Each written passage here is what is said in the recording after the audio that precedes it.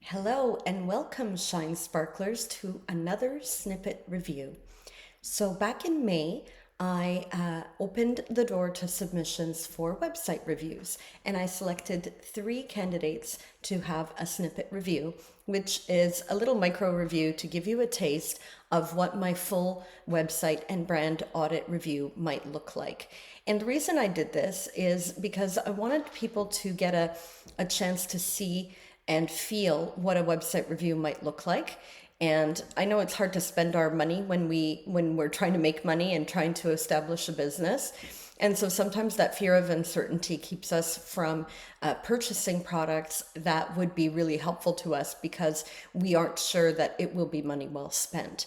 So these snippet reviews hopefully will help the photographer who was selected for a review and other photographers who may see similar issues with their websites. So I'm going to get started with Blythe Photo Company.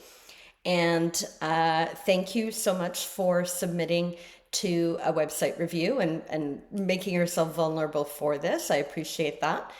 And what the issue here was, what I think was that not knowing how to bring out the brand through the copy on the website and get clients booked. So this snippet review I'm going to name Niche Confusion. So Blythe Photo Company is a company that has two sections to the business, I guess you can say, two niches. So the introductory caption says, capturing smiles, silly moments for creative brands and joyful people, because life's too short not to have fun in front of the camera.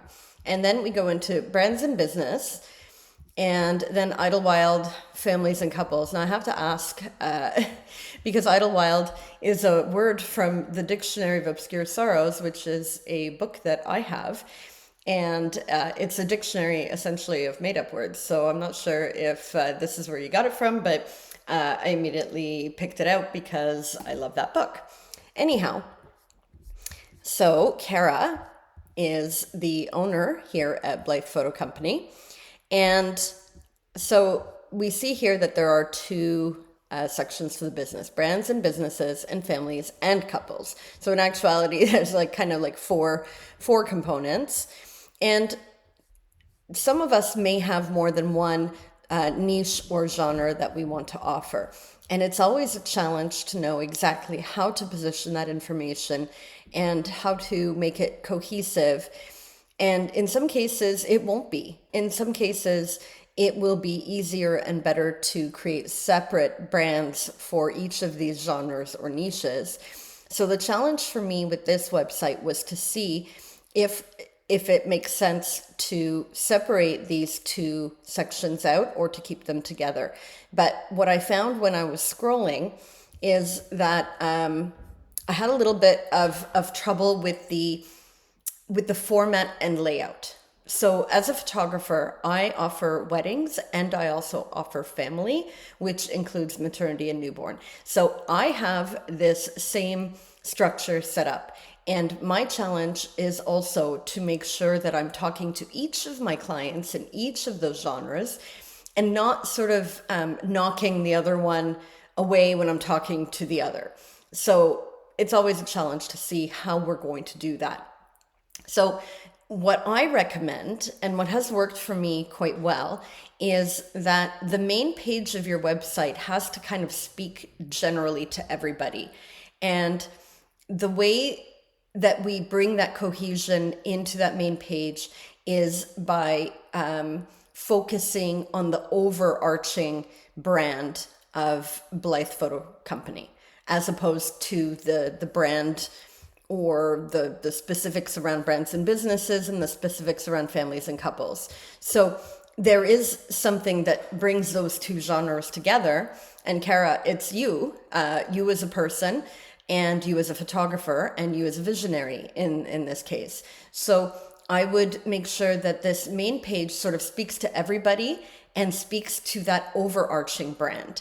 And then you can move into the different sections, because then customers have their own journey depending on whether or not they are a brand and business, or if they are a personal client, as in a family or a couple.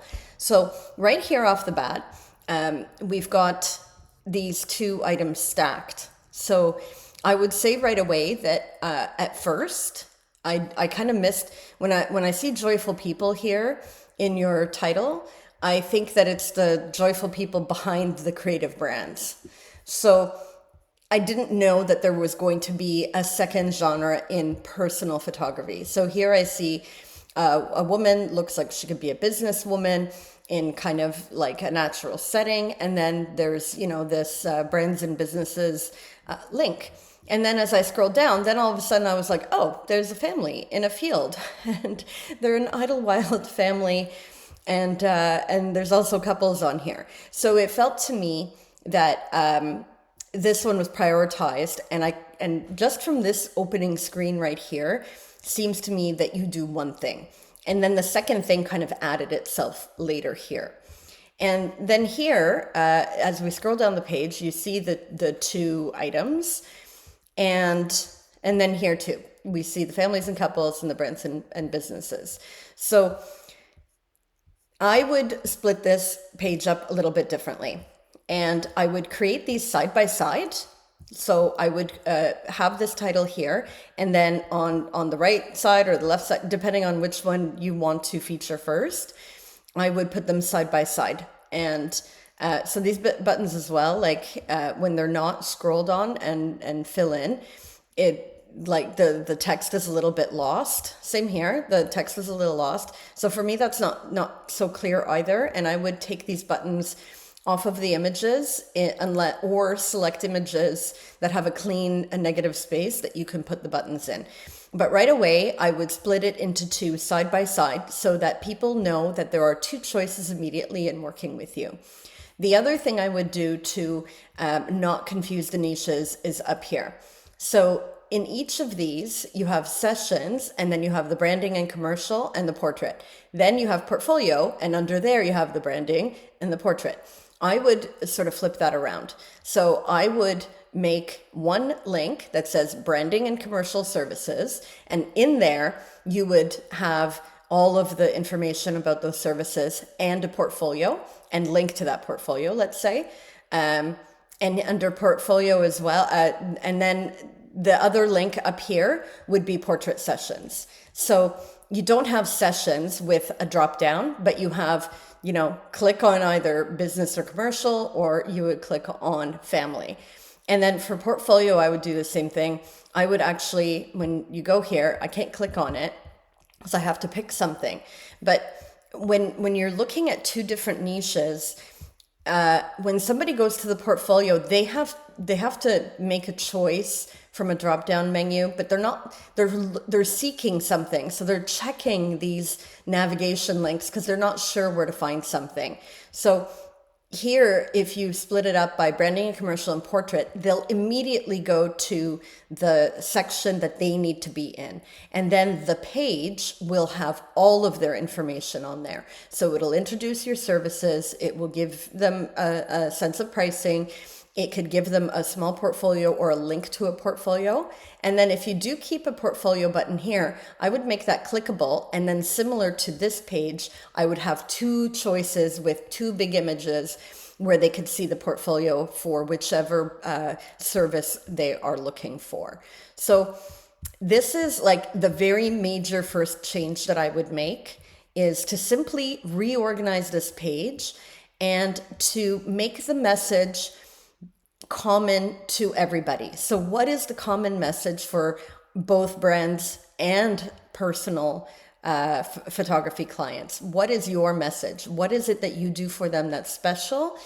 And then it doesn't matter which one they're doing, because they will still get all that wonderful stuff from you. So that way, this page doesn't have to have too much information tailored to either audience, but is talking about the core, the core brand, the core values that you approach every piece of business with. And then people don't feel deprioritized, So when you don't even see families, somebody might look here and say, oh, brands and businesses, this isn't I was looking for family photography. It's not what I'm looking for. And they immediately scroll away from your website and go to somebody else's. So I hope that this was a valuable piece of information. And I know that there are photographers out there who do multiple genres. And I think that these two it's like a lifestyle branding. So I do think that they can coexist. In certain cases, if you're doing like newborns and boudoir, they might need their own separate sites and they're talking to very different audiences. So you probably don't want to mix them. But in this case, I think they can coexist. And it just takes a little bit of tweaking. So I hope, again, that this was a valuable little snippet about how to organize niches in a little bit better of a way on the website to not turn off one of your audiences or feel like another audience is prioritized. So again, just a summary is to make the main page about the core values of your brand and of yourself as a photographer, and then funnel people to the right place.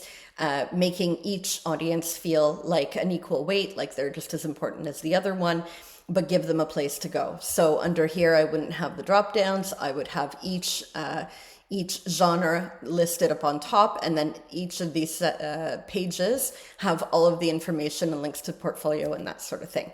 So thank you for everybody for tuning in, and stay tuned. There will be one more snippet review for a total of 3 in this series.